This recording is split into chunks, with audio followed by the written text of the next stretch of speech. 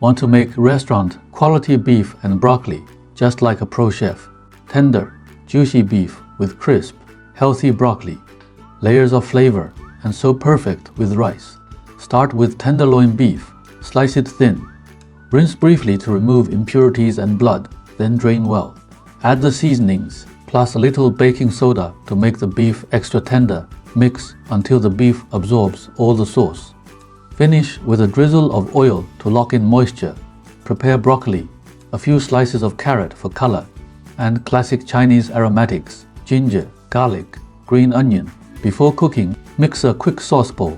It makes stir-frying so much easier. Blanch broccoli and carrot in boiling water for 30 seconds. Heat oil. Sear the beef until just colored. Then remove. Add a little more oil. Saute ginger, garlic, onion until fragrant.